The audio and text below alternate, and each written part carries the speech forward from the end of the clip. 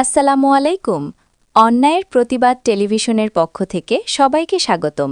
আপনাদের সাথে আছি আমি মুসাম্মদ সুমা আক্তার। দিনাজপুরের নবাবগঞ্জে চাঞ্চল্যকর শিশু হত্যাকাণ্ডে চাচাতো ভাই আটক। দিনাজপুরের নবাবগঞ্জে চাঞ্চল্যকর এক হত্যাকাণ্ডের ঘটনা ঘটেছে। উপজেলার কুশদাগ ইউনিয়নের আমরুলবাড়ি ডাঙ্গাপাড়া গ্রামের শিশু সিরাজুল আল শামসকে ৭ হত্যা করেছে তারই আপন চাচাতো ভাই আমানুল ইসলাম আমান ২১।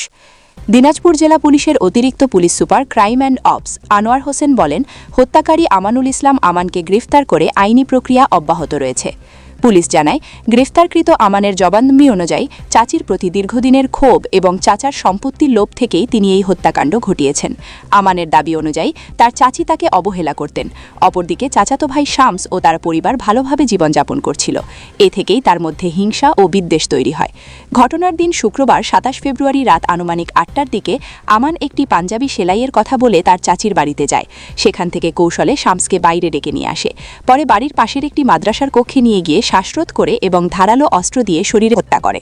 নিশ্চিত হওয়ার পর পাশের একটি ভুট্টা খেতে মরদে ফেলে রেখে আসেন তিনি। পরবর্তীতে শামসের মা ছেলেকে খুঁজতে গিয়ে আমানের কাছে জানতে চাইলে তিনি ভ্রান্তিকর তথ্য দেন। পরে স্থানীয়দের সহায়তায় খোঁজাখুঁজির এক পর্যায়ে ভুট্টা ক্ষেত থেকে শামসের ক্ষতবিক্ষত মরদ উদ্ধার করা হয়। উদ্ধারের পর তাকে দ্রুত ফুলবাড়ী উপজেলা স্বাস্থ্য কমপ্লেক্সে নেওয়া হলে কর্তব্যরত চিকিৎসক তাকে মৃত ঘোষণা করেন।